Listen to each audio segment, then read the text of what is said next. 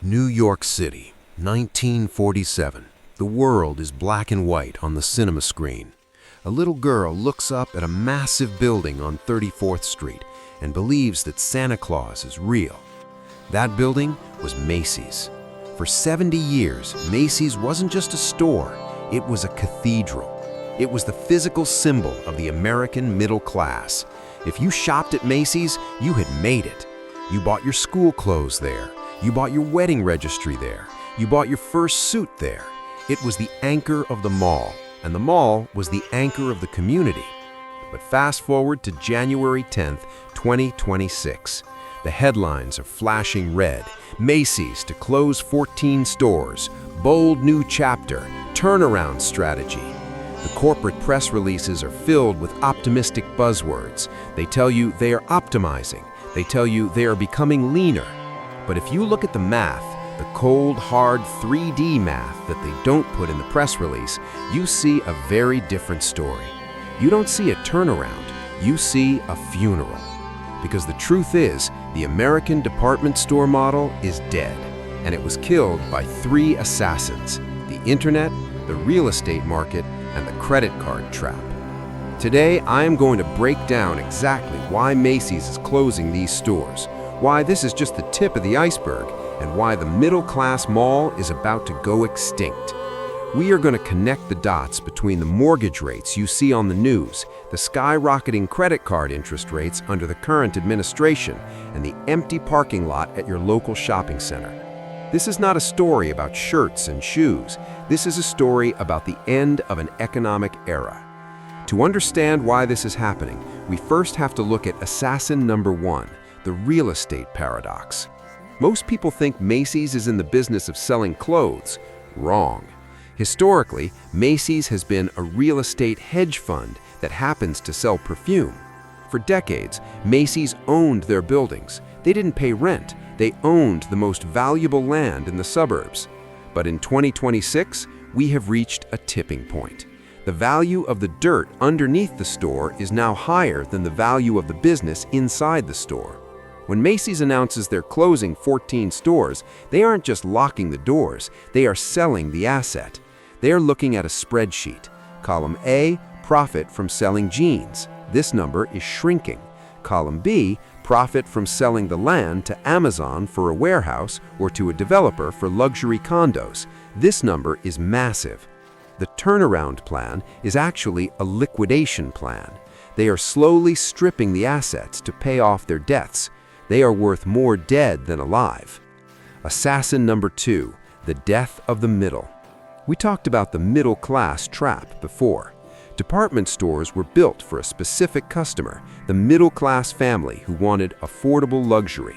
But in 2026, the economy is a K-shaped. The rich are getting richer. They shop at Hermes, Louis Vuitton, and Neiman Marcus.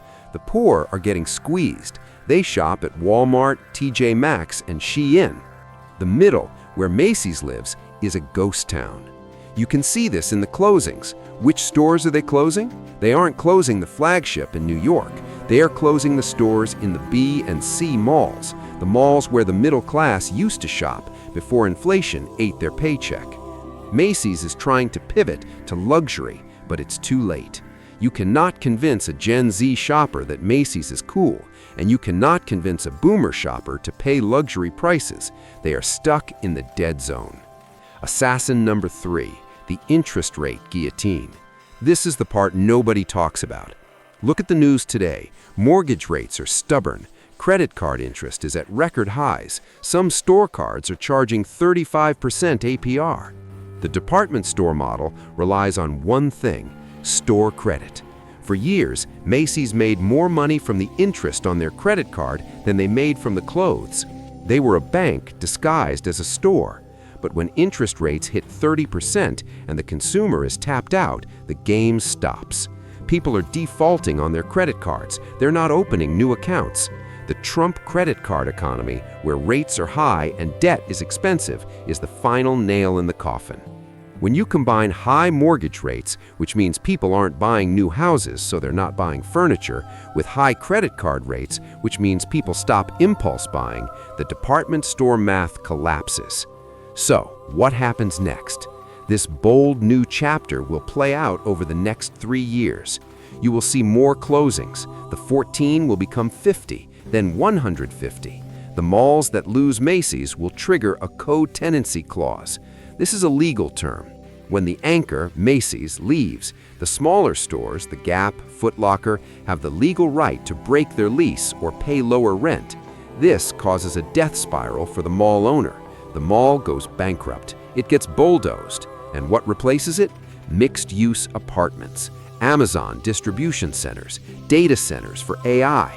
The physical infrastructure of America is shifting from consumption, malls, to logistics and housing. This is verifiable. Look at what happened to Sears. Look at what happened to Toys R Us. The private equity firms strip the assets, sell the real estate, and leave the brand to die. Macy's is following the exact same playbook. So what is the lesson for you? Why should you care if a store closes? Because it is a signal. It is a signal to stop investing in the old America. Don't invest in dying retail REITs. Don't invest in companies that rely on the middle-class consumer debt bubble. And sentimentally, say goodbye. Go to the closing sale.